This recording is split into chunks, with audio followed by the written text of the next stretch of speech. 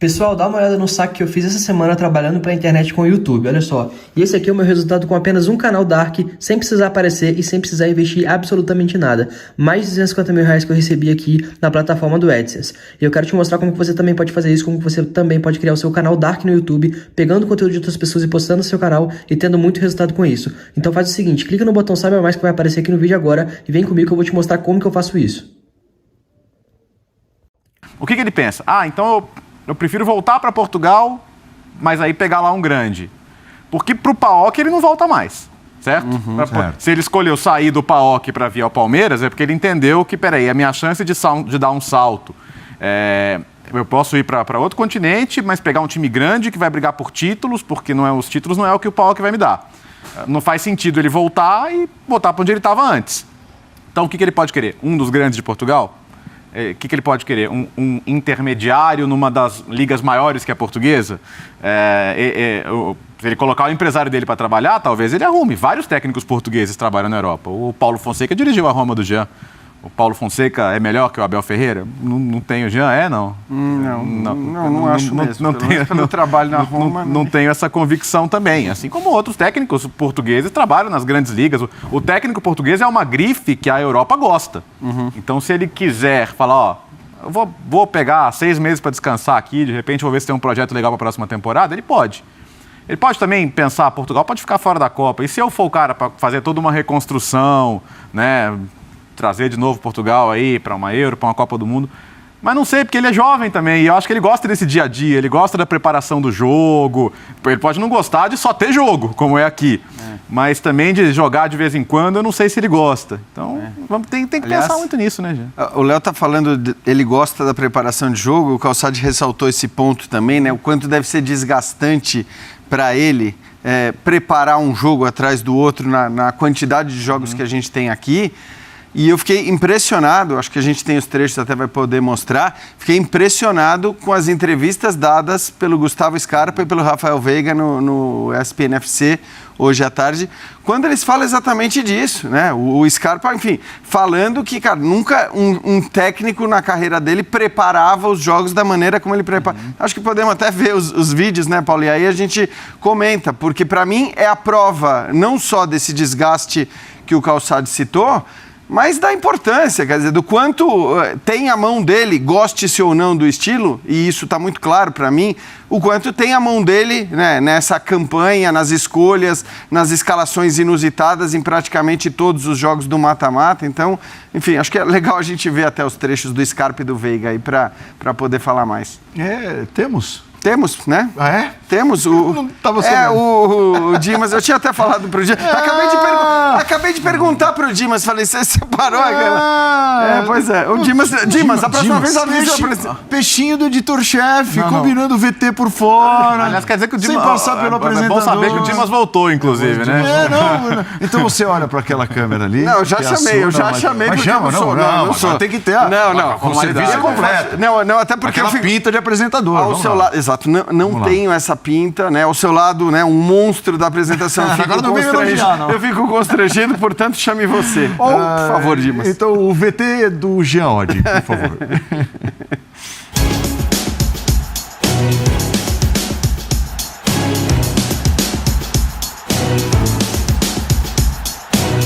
Dias antes, né, da final, o Abel falava pra gente, eu tenho um plano, só acredita em mim, confia em mim, só faz, tá, que vai dar certo.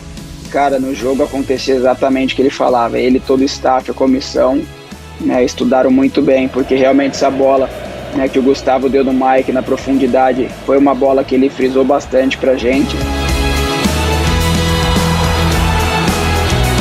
Desde segundo eu já fui colocando na minha cabeça o que eu ia precisar fazer. Então o Abel tem as ideias dele e ele é fiel aos pensamentos dele.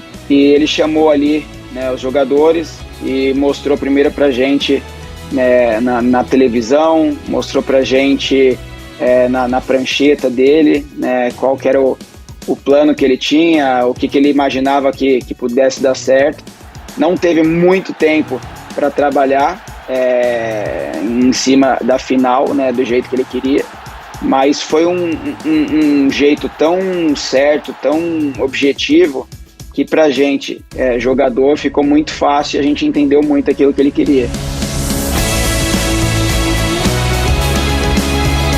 De todos os treinadores que eu já tive, acho que é o que mais mostra vídeos, lances, e é muito apegado a essa questão tática, sabe? Eu mesmo, né, falo por mim, assim, na final eu fiquei muito à vontade porque eu entrei sabendo o que eu tinha que fazer 100%.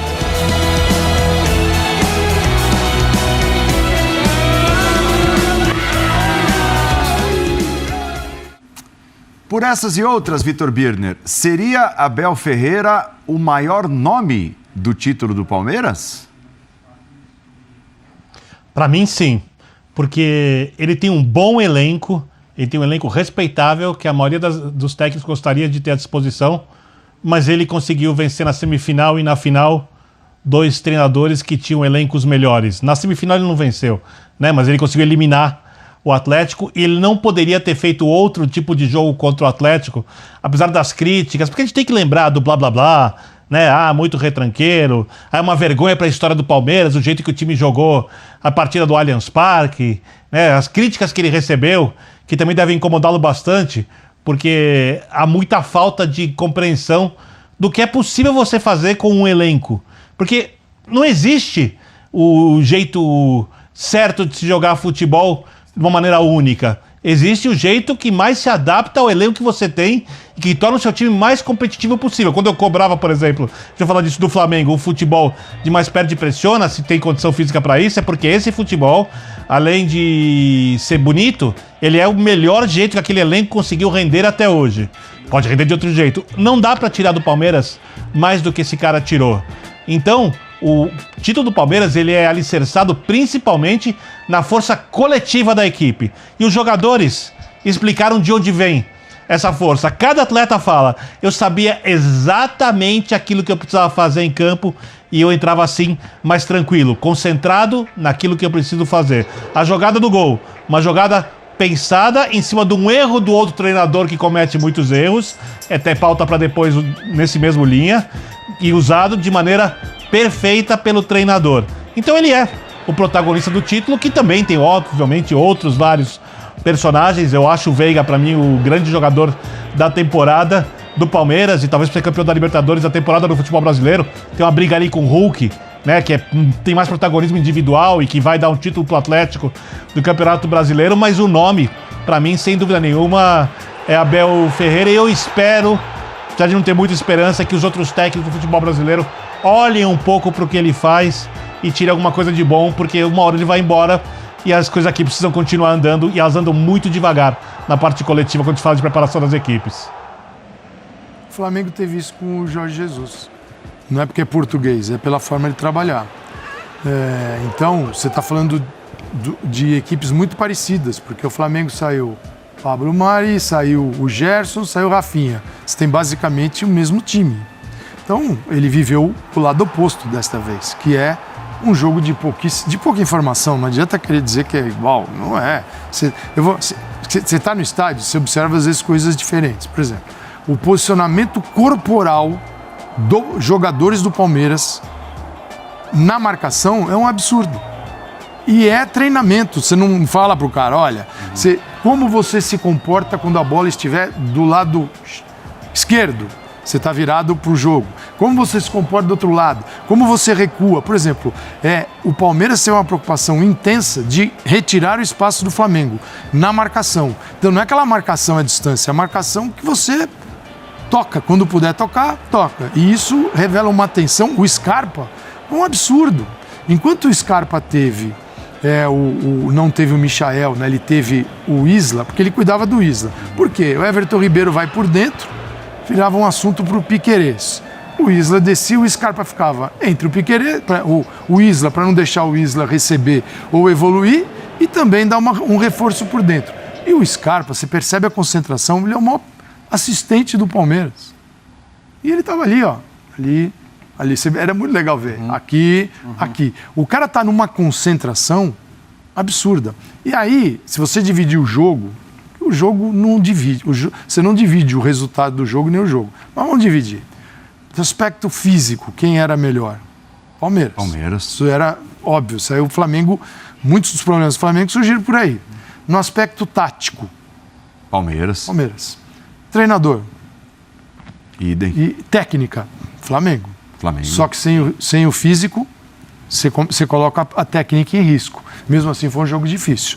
Então, isso é a certeza do futebol? Não existe certeza. O que existe é o seguinte, você tem que fazer o máximo dentro das suas possibilidades e tentar, no final, sair com o título. Agora, certeza...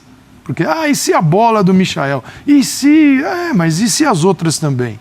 Então, isso faz a diferença. Então, ele sabia, e o Abel falou isso na coletiva, no pós-jogo. Ele, ao dividir a forma analítica o jogo, ele sabia onde ele poderia ser melhor e onde estava o Flamengo. Agora, se o Abel Ferreira é treinador do Flamengo, você acha que ele começava com a Arrascaeta e o Bruno Henrique? Felipe Luiz? Não sei. Ele, como treinador do Palmeiras, ele tinha total condição de escolher quem ele quisesse para começar o jogo. Por exemplo, a gente tinha convicção que o Felipe Melo ia jogar. Lembra que a gente falava aqui que o Felipe Melo fez lá um terceiro zagueiro contra o Sport? Era um negócio estranho, de onde saiu aquilo? Na final ele entrou para fazer aquilo. Por que ele entrou antes? Porque ele não tinha condição física. Ele preferiu os caras inteiros. E ainda ele trocou os dois volantes, né? Saíram os dois, entraram dois e muitas vezes deram conta do ele é recado. muito criticado por isso, e acho até que em algumas vezes as críticas cabem, porque o Abel também não é Deus, Claro. mas muitas vezes ele abre mão dos jogadores mais técnicos. Inclusive foi o caso na própria decisão, né? Tanto com o Dudu como com o Veiga, inclusive, claro, depois a gente soube que eles mesmos pediram para sair, principalmente no caso do Dudu, né? O Eduardo de Menezes informou, mas é comum ele fazer isso também. Porque nessa divisão, nesse olhar para todos os componentes que definem o resultado de um jogo de futebol, às vezes, na visão dele, que nem sempre é a visão correta ou indiscutível, até porque não sei se tem visão correta e visão errada, perfeito, exato. Mas, às vezes, na visão dele, eu vou abrir mão da técnica. Eu vou abrir mão da técnica em prol da questão física, em prol de outras coisas. E é assim. E às vezes as coisas vão dar certo e às vezes não vão dar. E o fato de você ter tido chances do adversário...